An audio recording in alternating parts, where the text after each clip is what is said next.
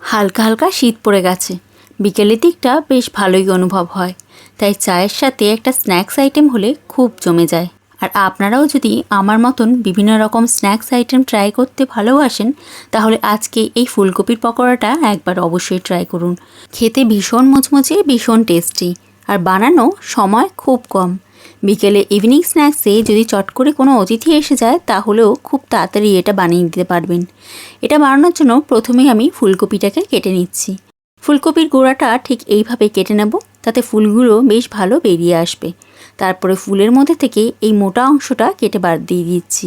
এটা কিন্তু সেদ্ধ হতে সময় লাগে, তাই জন্য শুধু ফুলটাকেই বার করে নেব। ফুলগুলো ঠিক এই রকম বড় বড় সাইজ করে কেটে নেব।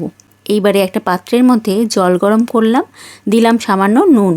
জলটা খুব ভালো করে গরম হয়ে আসলে আমি ফুলকপিগুলোকে এই জলের মধ্যে ছেড়ে দেব, আর 5 মিনিটের মতন ভাপিয়ে নেব একদম লো আঁচে, যাতে ফুলকপিটা একদম সেদ্ধ না হয়। ফুলকপিটা এই রকম থাকবে, যেন কাঁচাও না থাকে, আবার হাত দিয়ে ভাঙলে ঠিক এই রকম ভেঙেও যায়। এইবারে ফুলকপিটা আমরা কিছুক্ষণ ঠান্ডা হতে দেবো। বেশিক্ষণ না, 5 মিনিট ছেড়ে রাখলেই দেখবেন ঠান্ডা হয়ে যাচ্ছে। ততক্ষণে আমরা এই ব্যাটার রেডি করে নিই। আমি এখানে 3 চামচের মতন বেসন নিয়েছি। দিয়ে দিচ্ছি তার মধ্যে সামান্য নুন, সামান্য হলুদ গুঁড়ো, ঝালের আন্দাজ মতন লঙ্কা গুঁড়ো এবং ভাজা জিরে গুঁড়ো। লঙ্কা গুঁড়োর জায়গায় আপনারা গোলমরিচ গুঁড়োও ব্যবহার করতে পারেন। আর তারপরে অল্প অল্প জল মিক্সড করে আমি একটা থিক ব্যাটার তৈরি করে নেব। বেসনটা গোলানোর সময় ভালো করে দেখে নেবেন মাঝখানে যেন কোনো লাম্পস না থাকে, একদম এরকম স্মুথ ব্যাটার তৈরি হয়। আমি এখানে ব্যাটারটা রেডি করার পর দিয়ে দিয়েছি সামান্য খাবারের সোডা, যাতে এই ব্যাটারটা ফ্লাপি হয়ে যায় এবং পকোড়াটা বেশ মচমচে হবে। এইবারে সেদ্ধ করে ঠান্ডা করা ফুলকপিটা আমি এই ব্যাটারের মধ্যে অ্যাড করে দিচ্ছি, আর খুব ভালো করে মিশিয়ে নিচ্ছি।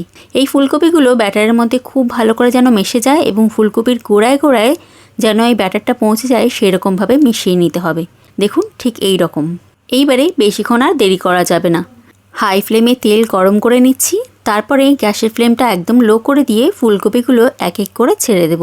ফুলকপি যখন ছাড়বেন বা ফুলকপি যখন ভাজবেন, তখন কিন্তু গ্যাসের ফ্লেমটা একদম মিডিয়াম টু লো ফ্লেমে থাকে। তাতে ফুলকপির রঙটা বেশ ভালো আসবে এবং ফুলকপিটা পুড়ে যাওয়ার কোনো ভয় থাকবে না। বেশ বাদামি হয়ে যাওয়ার পর আমি তুলে নিলাম। একটা টিস্যু পেপারের মধ্যে রেখে দিয়েছিলাম, যাতে এক্সট্রা অয়েলটা সোক করে নেয়।